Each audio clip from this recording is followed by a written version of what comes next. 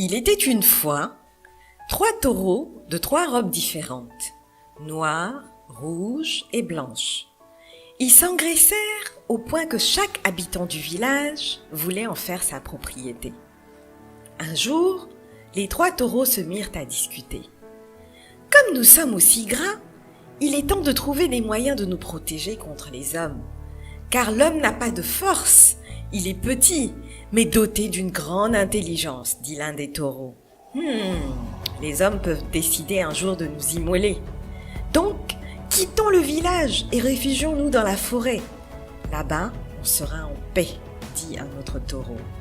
Ils prirent ainsi la décision d'aller s'installer au cœur de la forêt et y vécurent paisiblement pendant quelques semaines. Un jour, surgit un lion qui fut stupéfait à la vue de ces bêtes bien grasses. « Ce n'est pas possible! Je n'en crois pas mes yeux!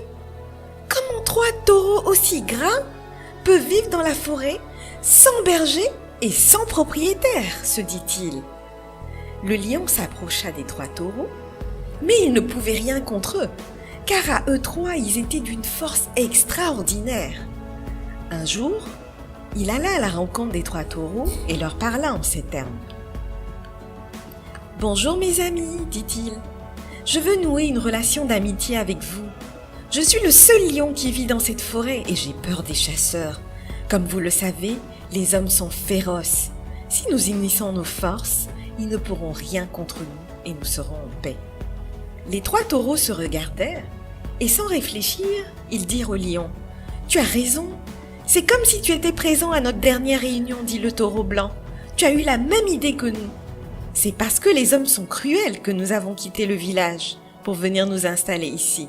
Soyons unis. » À partir de ce jour, les taureaux et le lion décrétèrent l'union sacrée. Ils mangeaient, jouaient et se promenaient ensemble. Plus tard, alors que le taureau à la robe blanche dormait, le lion s'approcha des 2 autres et leur souffla à l'oreille. « J'ai un souci. Si nous sommes en brousse, c'est pour nous cacher. Mais il me semble que cela est impossible à cause du taureau blanc. Que ce soit le jour ou la nuit, sa robe blanche reste toujours visible. Si nous ne trouvons pas une solution, les chasseurs vont nous repérer et nous tuer. Laissez-moi l'éliminer avant que nous ne nous fassions repérer. » Puisque c'est ainsi, il faut l'abattre, consentirent les taureaux rouges et noirs. Ainsi, le lion s'attaqua au taureau blanc et le tua.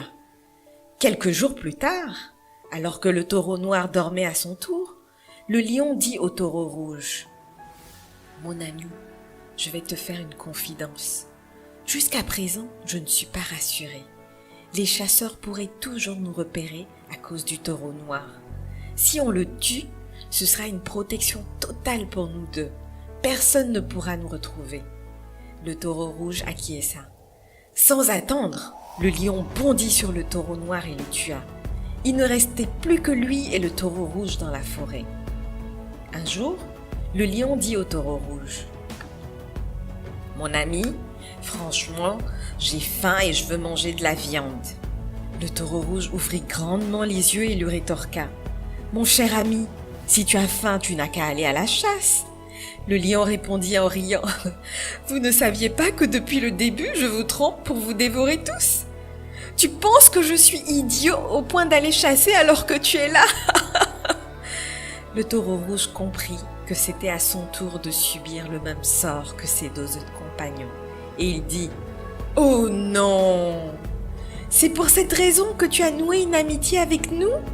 C'était pour nous abuser et nous anéantir l'un après l'autre? » C'est ainsi que le lion bondit, lui brisa le cou et le dévora. Comme dit l'adage, autant l'union fait la force, autant la discorde expose à une prompte défaite.